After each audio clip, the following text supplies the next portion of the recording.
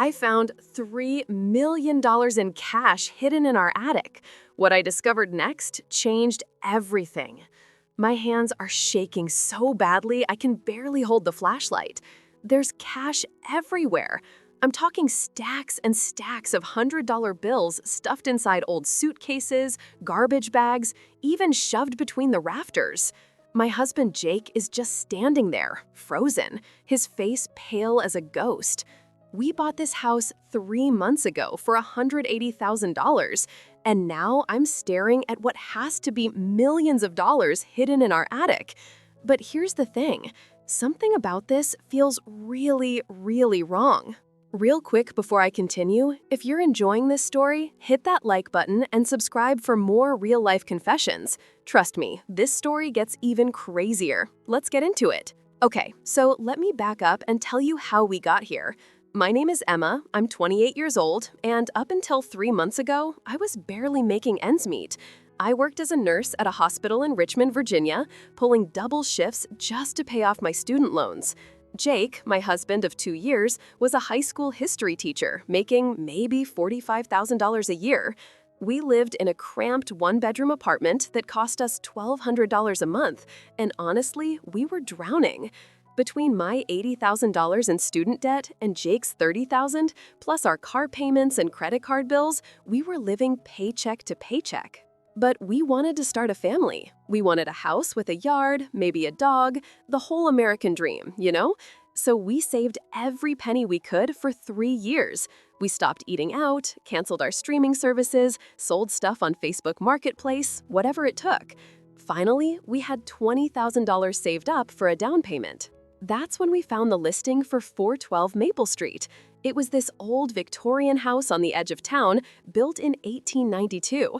The photos looked creepy as hell, peeling wallpaper, dusty furniture, overgrown yard, but the price was insane.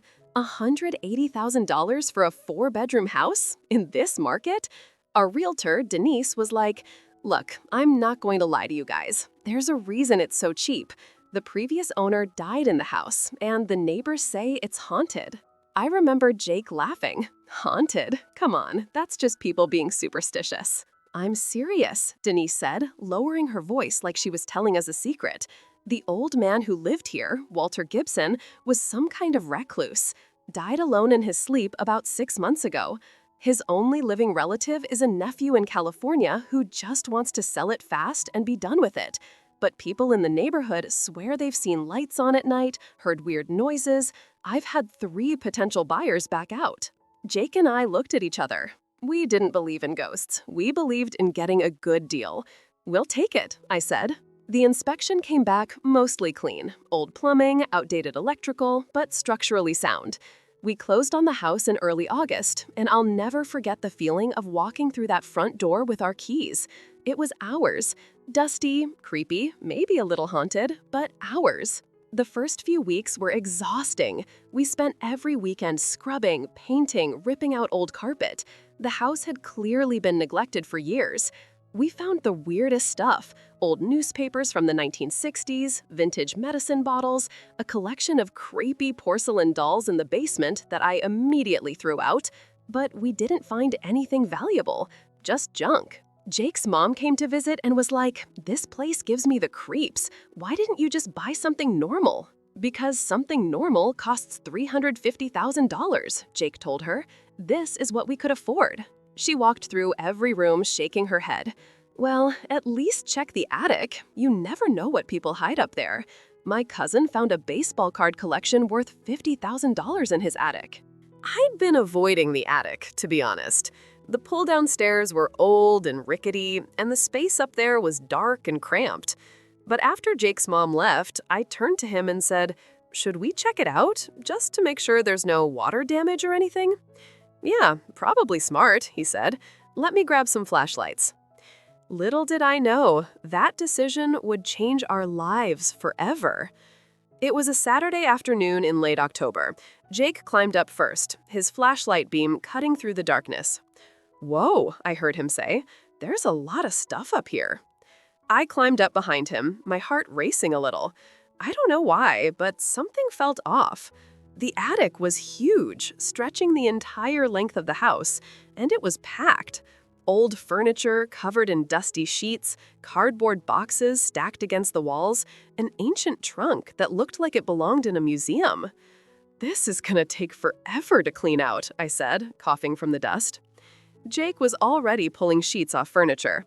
"Check this out. This desk is actually really nice. I think it's real oak. We could refinish it." I started opening boxes. Most of them contained exactly what you'd expect: old clothes, moth-eaten blankets, yellow documents. But then I opened a box in the far corner, and I froze. "Jake," I said, my voice barely a whisper, "come look at this." He walked over, and I pulled out a stack of cash. Not just a few bills, a thick stack of $100 bills bound with a rubber band. Jake's jaw literally dropped. "Holy shit," he breathed. "Is that real?" I held one of the bills up to the flashlight. It looked real. It felt real. "I think so. How much is there?" My hands were shaking as I counted. $10,000 in this one stack. We stared at each other, and then we started tearing through boxes like maniacs. And that's when we found it. Suitcase after suitcase, garbage bag after garbage bag, all stuffed with cash. Hundreds, 50s, 20s. Some of the bills looked old, from the 80s and 90s, but most were newer. We pulled it all out into the middle of the attic floor, and I just stood there, unable to process what I was seeing. "Emma," Jake said, his voice shaking, "how much do you think is here?" "I don't know," I said. "Millions? It has to be millions." That's when I noticed something else. Behind one of the suitcases was a black metal lockbox. I pulled it out, and it was heavy. There was a padlock on it, old and rusted. "We need to open this," I said. Jake ran downstairs and came back with a hammer. It took him 3 hits to break the lock. I opened the lid, and inside were documents. Lots of documents. Bank statements, ledgers with handwritten entries, photographs of people I didn't recognize. And at the very bottom, a letter addressed "To whoever finds this." My heart was pounding as I unfolded the yellowed paper. The handwriting was shaky, like it had been written by someone very old or very sick. This is what it said: "If you're reading this, I'm dead. My name is Walter Gibson, and I've been keeping a secret for 40 years. The money in this attic, approximately $3.2 million, doesn't belong to me. I stole it. I was an accountant for a construction company in the 1980s, and I embezzled money over the course of 15 years. I justified it to myself at the time. The owner was rich, paying me peanuts, treating workers like garbage. But I was wrong. I was a thief, and I've lived with that guilt every day since. I couldn't bring myself to spend it. Every time I tried, I thought about the people I hurt. The workers who lost their pensions when the company went bankrupt. The owner who lost everything. I became a recluse, hiding from the world, hiding from my crime. The statute of limitations has long since passed, and I'm an old man now with no family except a nephew who barely knows me. If you find this money, please, I'm begging you, do the right thing. Find the people who were hurt by what I did and give it back. Don't let my sin become yours. Don't make the same mistake I did." Signed, Walter Gibson, October 2023. I looked up at Jake, and I could see my own panic reflected in his eyes. "This is stolen money," I whispered. "But he said the statute of limitations passed," Jake said quickly. "We're not the ones who stole it. We bought this house legally." "Jake, this money was embezzled from a company. There are probably victims, people who lost their pensions, their savings. We can't just keep this." "Can't we?" His voice was desperate. "Emma, think about what we could do with this. Pay off all our debt, buy a new car, actually start a family without worrying about money. We worked so hard to get this house. Maybe this is like the universe's way of giving us a break." I stared at him. I'd never seen Jake like this, his eyes wide, almost manic. "Are you serious right now? This is literally stolen money. We have to call the police." "And tell them what?" he shot back. "That we found $3 million in cash? You think they're just gonna let us keep it? They'll take it, Emma. They'll take all of it, and we'll have nothing to show for it except a creepy old house we can barely afford to maintain. But I had no idea what was coming next. We didn't speak for the rest of the night. Jake wanted to keep the money hidden while we figured things out. I wanted to call the police immediately. We slept in separate rooms, and I barely slept at all. Every time I closed my eyes, I saw that letter. Walter Gibson, consumed by guilt for 40 years. I didn't want that to be me. The next morning, I told Jake I was calling the police. He tried to stop me, actually grabbed my phone out of my hand. Emma, please, just give me a few days to research this. Maybe there's a legal way we can claim it, finders keepers laws or something. That's not how this works, I said, and you know it. He looked at me with tears in his eyes. We could pay off your student loans, my student loans. We could have kids without being terrified of the cost. Please, Emma, just a few days. I should have called anyway. I should have stood my ground right then and there. But I loved him, and I could see how desperate he was. So I agreed to 3 days. 3 days to research, to think, to figure out what the hell we were supposed to do. Jake spent those 3 days obsessively Googling. Found money laws in Virginia. Statute of limitations on embezzlement. Can you legally keep money found in your house? Meanwhile, I tried to find information about the construction company Walter Gibson mentioned. It took me hours of searching through old news articles, but I finally found it. Thompson Construction Company, based in Richmond, declared bankruptcy in 1995. The article made me feel sick. 23 employees lost their jobs overnight. The owner, Richard Thompson, lost his house, his life savings, everything. Several workers lost their pensions and never recovered financially. One man was interviewed saying he and his wife had to move in with their daughter because they couldn't afford rent anymore. I showed Jake the article. This is who we'd be stealing from if we keep this money. Those people are probably all retired or dead by now, Jake argued. And Richard Thompson? The article says he died in 2010. We can't give money to dead people. But they might have families, kids, grandkids, people who deserve to know the truth about what happened. Jake slammed his laptop shut. You want to throw away $3 million to make yourself feel better? That's what this is about, right? You want to be the hero. I want to be able to look at myself, I said quietly. On the third day, I called a lawyer. I didn't tell Jake. I just found a local attorney, explained the situation, and asked for advice. She listened carefully and then said something that made my blood run cold. Here's the thing, she said. If that money was obtained through embezzlement, it's considered proceeds of crime. Even if the statute of limitations has passed for prosecuting Walter Gibson, the money itself is still technically stolen property. If you keep it and authorities find out, and they will find out because people can't hide $3 million forever, you could be charged with receiving stolen property or even money laundering. You're looking at potential felony charges. What if we turn it in to the police? I asked. Then you'd likely be in the clear legally. The police would investigate, try to locate any victims or heirs.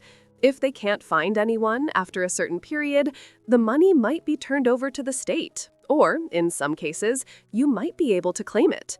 But that process could take years, and there's no guarantee you'd see any of it. I thanked her and hung up, feeling sick to my stomach. That night, I told Jake everything. He was furious. You called a lawyer without telling me? This is my decision too, Emma. And you were trying to convince me to commit a felony, I shot back. Jake, I love you, but I'm not going to prison for this.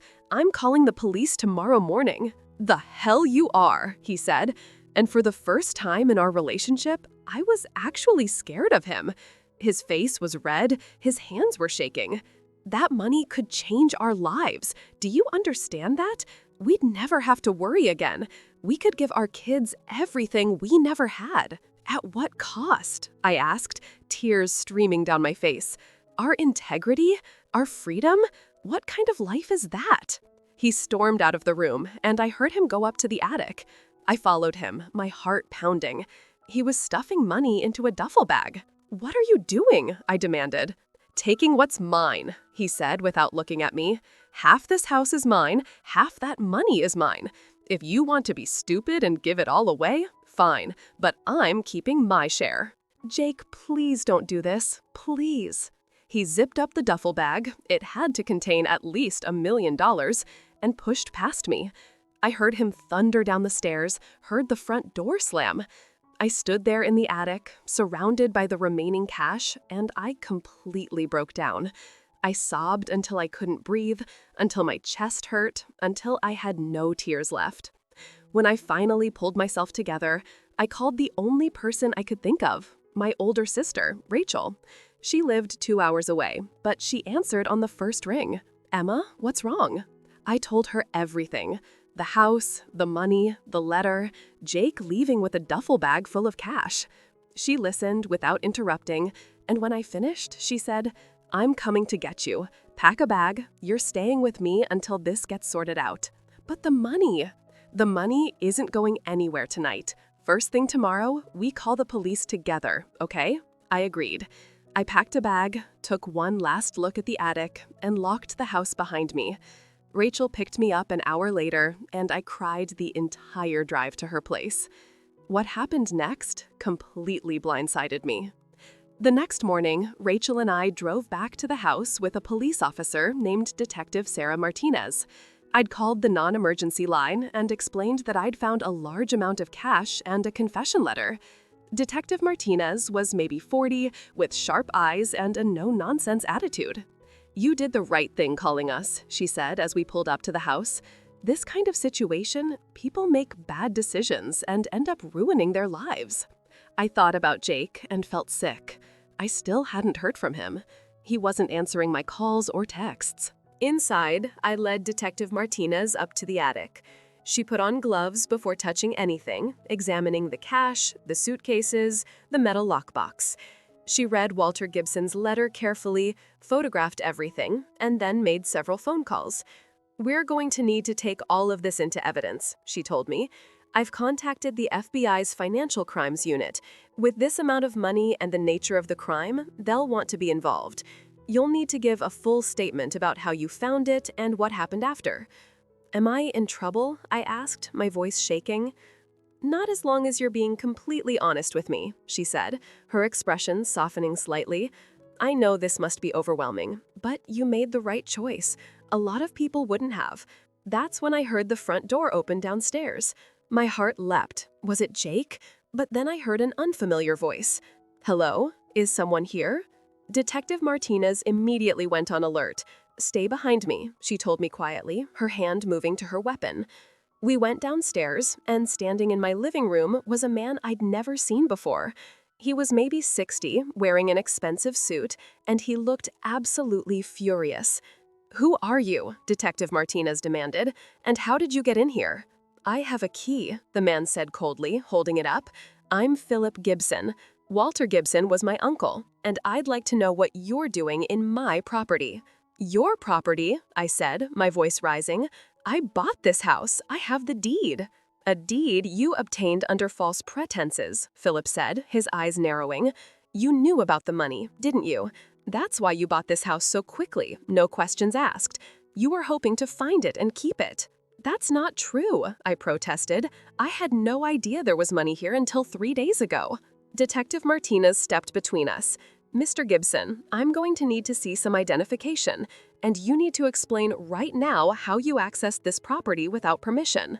Philip pulled out his wallet, showing his driver's license and a key. "I kept a spare key to check on the house periodically. I have every right to be here." "Actually, you don't," Detective Martinez said firmly. "You sold this house 3 months ago. You no longer have a legal claim to it or anything in it, including any money found on the premises." Philip's face went red.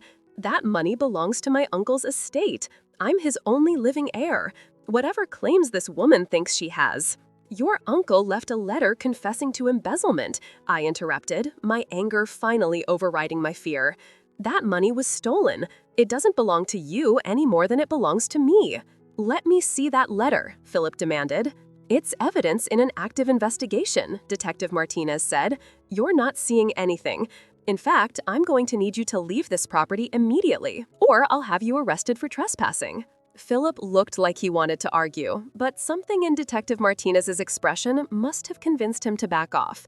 "This isn't over," he said, pointing at me. "I'll be in touch with my lawyer." He stormed out, slamming the door so hard the windows rattled. I sank down onto my couch, shaking. "Are you okay?" Rachel asked, putting her arm around me. "I don't understand," I said. "Why would he think I knew about the money?" Detective Martinez was making notes. "Some people assume everyone's as dishonest as they are. He probably thought he could intimidate you into giving up your claim. Don't worry, we'll be documenting all of this." Over the next few hours, a team arrived to catalog and remove all the money. They filled out forms, took photographs, asked me a million questions. I told them everything: how Jake and I found the money, what the letter said, how Jake took a duffel bag full of cash and left. That part was the hardest. "We'll need to speak with your husband," Detective Martinez said gently. "Do you have any idea where he might be?" I shook my head, tears streaming down my face. "He's not answering my calls. I don't know where he'd go." What I didn't know was that the next 24 hours were going to get even crazier. It turned out Jake had checked into a motel about 30 miles away. The police tracked him down through his credit card. He'd had to use it for the room since he obviously couldn't use the stolen cash. When they knocked on his door, he opened it with the duffel bag sitting right there on the bed. Detective Martinez called to tell me. "He's being cooperative," she said. "He's agreed to return the money and give a statement." Given that he didn't actually spend any of it and came forward within 24 hours, the DA is willing to charge him with attempted theft instead of embezzlement. He'll probably get probation, community service, maybe a fine. I didn't know how to feel. Relief that Jake wasn't going to prison? Anger that he'd tried to steal it in the first place? Heartbreak that he'd been willing to throw away our marriage for money? "Can I talk to him?" I asked. "He actually requested to speak with you. Are you willing?" I agreed. They brought him back to the house that was starting to feel cursed, and we sat at the kitchen table while Detective Martinez waited in the other room. Jake looked terrible. His eyes were red and swollen, his hair a mess. "Emma, I'm so sorry," he said immediately. "I don't know what I was thinking. I saw all that money and I lost my mind. I thought it could solve all our problems." "It would have created worse ones," I said quietly. "Jake, you were willing to destroy us for money that wasn't ours, money that was stolen from people who lost everything." I know, I was wrong. I'm so sorry." He reached for my hand and I pulled away. "Please, Emma, I'll do anything. I'll go to counseling, I'll make this right. Please don't give up on us." I looked at him, this man I'd loved since college, who I'd married in a tiny ceremony we could barely afford, who I'd planned my whole future with, and I didn't recognize him. "I don't know if I can trust you anymore," I said honestly. "You showed me a side of yourself I've never seen, and it scared me, Jake. You literally stole $1 million and left me." "It was temporary insanity, I swear. Please, Emma, I love you." "I need time," I said. "I can't promise anything right now. You need to focus on dealing with the legal consequences, and I need to figure out what I want." He nodded, tears streaming down his face. They took him away after that, not to jail, but to process his statement and formally charge him. I stayed at Rachel's that night, and the next day, the story hit the news. "Local couple discovers $3 million in stolen cash," the headline read. Within hours, my phone was blowing up. News crews showed up at the house. My Facebook was flooded with messages. Some people called me a hero for turning in the money. Others called me an idiot for not keeping it. But then something unexpected happened. A journalist from the Richmond Times started investigating the Thompson Construction Company case. She tracked down former employees and their families. She found Richard Thompson's daughter, Linda, who was now in her 60s. The journalist called me and asked if I'd be willing to be interviewed along with Linda. I agreed. We met at a coffee shop, Starbucks on Broad Street. Linda was a small woman with gray hair and kind eyes. When she saw me, she started crying. "Thank you," she said, hugging me. "Thank you so much for doing the right thing." We sat down and she told me her father's story, how the bankruptcy destroyed him, how he'd blamed himself for not catching the embezzlement sooner, how he died believing he'd failed his employees. "For years, I wondered what happened to that money," Linda said. "The investigators could never find it. My dad died thinking Walter Gibson had probably spent it all on some tropical island somewhere. But knowing he kept it, that he felt guilty, there's some peace in that."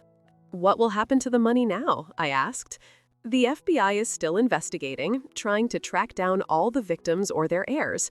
It's complicated. Some people have died, some can't be located, but they think they can distribute at least $2 million of it to the families who were affected. The rest might go to the state or—" She paused. "There's actually a possibility that you might be eligible for a reward." I blinked. "What?" "Virginia has a law about found property. If you find stolen property and turn it in, you can potentially receive a reward, usually 10–20% of the value. The FBI agent I spoke with said that because you immediately called police and cooperated fully, they'd recommend you receive compensation." I sat back, stunned. 10% of $3 million was $300,000. Even if it was less, even if it took years to process, that was life-changing money. Legitimate, legal, life-changing money. "I don't know what to say," I whispered. Linda reached across the table and took my hand. "You gave my family closure. You made sure the people my father tried to protect will finally get some justice. Whatever you receive, you deserve it." The interview aired 2 days later, and the response was overwhelming. The story went viral.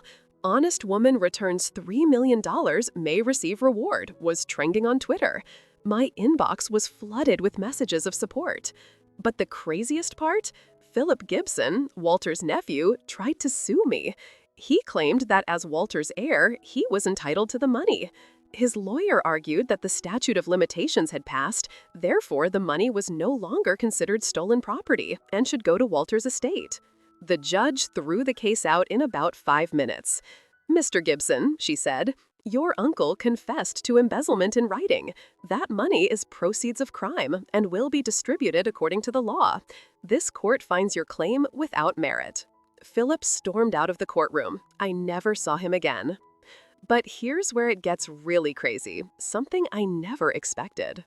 3 weeks after I turned in the money, I got a call from Richard Thompson's daughter, Linda. "Emma, can you meet me?" she asked. "There's something I need to tell you in person." We met at the same Starbucks. Linda looked nervous, clutching her purse in her lap. "I've been wrestling with whether to tell you this," she said, "but I think you deserve to know." "Know what?" I asked, confused. "My father didn't die broke," she said quietly.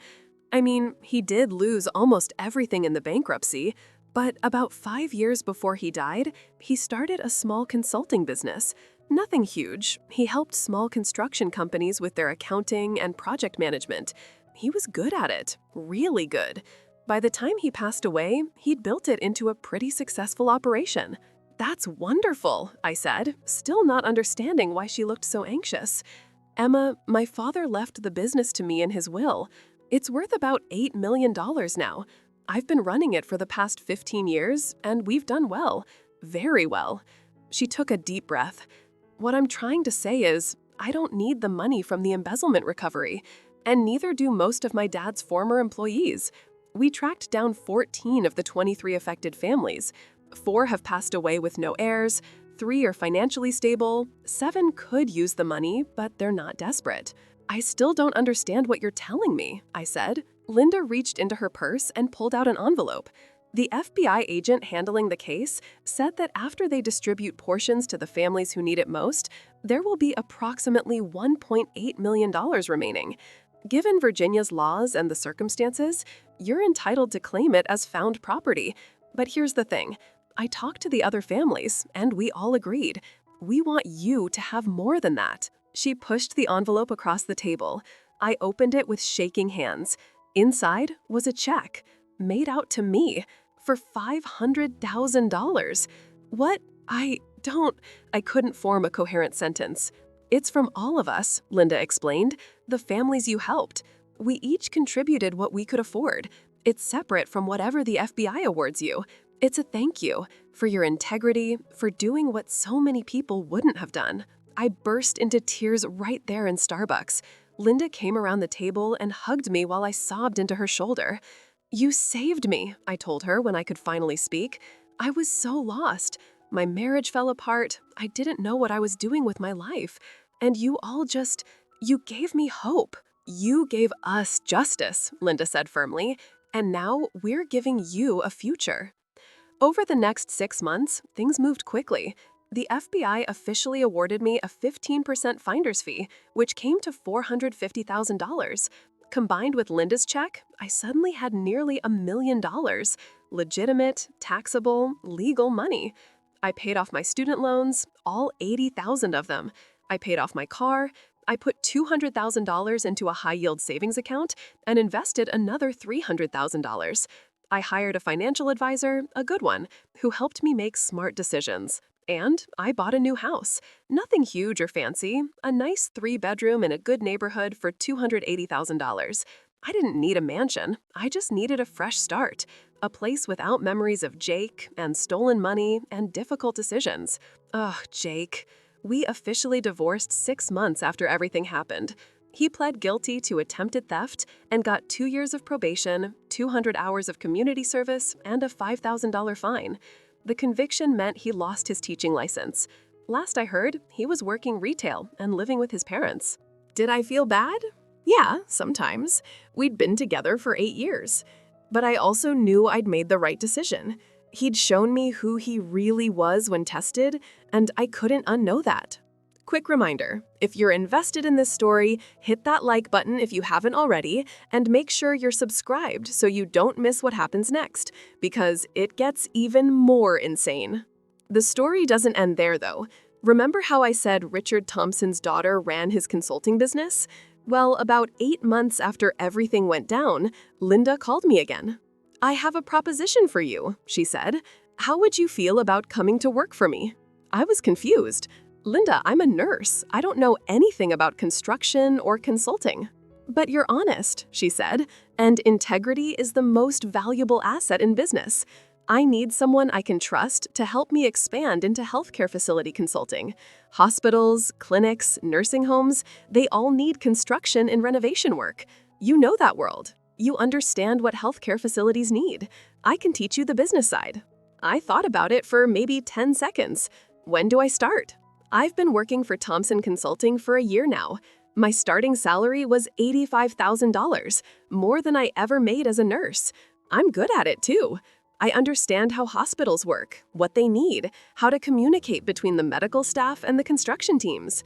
Linda's talking about making me a junior partner next year. But wait, there's more. Remember how I bought that new house? Well, the neighborhood I moved into was great, really family-friendly, with block parties and a community pool. And at one of those block parties, I met someone. His name is Marcus. He's a software engineer, divorced, with a 7-year-old daughter named Zoe who's absolutely adorable. We started talking at a 4th of July cookout, and I don't know, it just felt easy, natural, like I could breathe around him. We've been dating for 6 months now, and it's nothing like it was with Jake. Marcus is steady, honest, transparent about everything. When I told him my whole story, the money, the divorce, all of it, he just listened and then said, "You did something incredibly difficult, and you should be proud." "You don't think I'm an idiot for giving away $3 million?" I asked. "I think you're a person with principles," he said, "and that's rare. That's worth more than any amount of money." Last month, Zoe asked me if I would teach her to braid hair. We sat on my couch, and she chattered away about school and her friends, and I realized I was happy. Genuinely, completely happy. Not because of the money, though financial security is amazing, I won't lie, but because I'd built a life I was proud of. A life based on doing the right thing, even when it was hard. The craziest part of all this? Last week, I got a call from a reporter at CNN. Apparently, my story had made it into some national news cycles, and they wanted to do a feature on everyday heroes, people who made ethical choices in difficult circumstances. They flew me to New York, put me in a nice hotel, did this whole interview segment. It aired 3 days ago. My phone hasn't stopped buzzing since. I've gotten messages from thousands of people thanking me for inspiring them, people sharing their own stories of making tough ethical choices, people telling me I helped them decide to do the right thing in their own situations. One message in particular made me cry. It was from a woman in Texas who'd found an expensive piece of jewelry in a parking lot. She'd been planning to keep it, but after seeing my interview, she turned it into the police. They tracked down the owner, an elderly woman whose wedding ring had slipped off her finger. The woman's husband had died recently, and that ring was all she had left of him. "You helped me give someone back something irreplaceable," the message said. "Thank you for showing me what real integrity looks like." And that's when it hit me. The real reward wasn't the money, though I'm incredibly grateful for it. The real reward was knowing I'd done something that mattered, that my choice to do the right thing had rippled out and touched other people's lives. If you made it this far, thank you for listening to my story. Drop a like if you think I did the right thing, and leave a comment telling me what you would have done. And subscribe if you want more stories like this. Now, here's what I learned. Here's what I want you to take away from all of this. Doing the right thing is never easy, and it's rarely immediately rewarding. When I stood in that attic, surrounded by $3 million in cash, every practical part of my brain was screaming at me to keep it. I could have paid off my debt, I could have quit my exhausting job, I could have given Jake and I the life we dreamed of, but I would have lost myself in the process.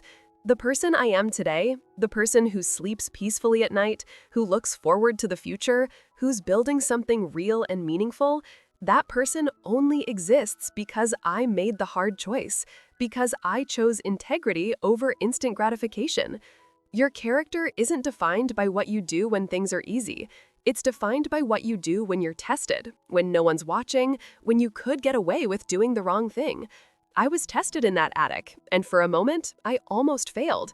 But I didn't, and neither did the families who pooled their money to thank me. And neither did Linda, who gave me a career and a purpose.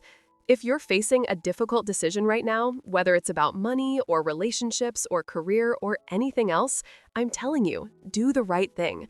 Even if it costs you, even if it hurts, even if everyone thinks you're crazy. Because the life you build on a foundation of integrity will always be stronger than the life you build on lies, shortcuts, or stolen money.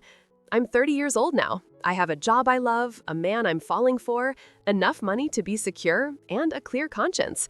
I don't live in a mansion, I don't drive a Ferrari, I'm not famous or powerful or extraordinarily wealthy, but I'm happy, really genuinely happy, and that's worth more than $3 million ever could have been. 3 years ago, I was a broke nurse working double shifts and living paycheck to paycheck. Today, I'm a consultant making 6 figures with investments and savings and a future. And I got here by doing exactly the thing everyone said was stupid, by giving away a fortune that wasn't mine to keep. The universe has a funny way of rewarding integrity. Sometimes it takes time. Sometimes the reward looks different than you expected. But I truly believe that doing the right thing will always, eventually, lead you to where you're supposed to be. Oh, and one more thing. Remember Philip Gibson, Walter's nephew, who tried to sue me? I found out recently that he's being investigated by the IRS for tax fraud. Apparently, karma's real, and she has a great sense of humor. As for the old Victorian house on Maple Street, the one where this all started, I sold it 6 months after everything went down. A young family bought it, and they sent me a Christmas card last year showing their 2 kids playing in the front yard. The house isn't haunted anymore. It's full of laughter and life and love. Sometimes I drive by and look at it, remembering that day Jake and I climbed into the attic and found something that changed everything. I don't regret a single decision I made. Not calling the police, not divorcing Jake, not giving the money back. Not one single choice. Because those choices led me here, to a life I'm proud of, surrounded by people who value the same things I do, building something real and lasting. That's my story. That's how finding $3 million in my attic actually changed my life, just not in the way you'd expect. If you're struggling with a difficult decision right now, if you're being tested, if you're wondering whether doing the right thing is worth it, I'm telling you, it is. It absolutely is.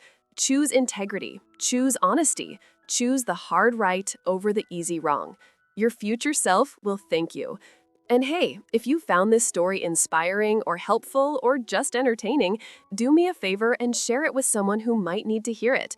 Let's spread a little more integrity in this world. God knows we need it. Thanks for listening. I hope your life is filled with as many blessings as mine has been, earned through honest means, built on solid foundations, and shared with people who deserve your trust. This is Emma, signing off. Choose wisely, friends. Choose wisely.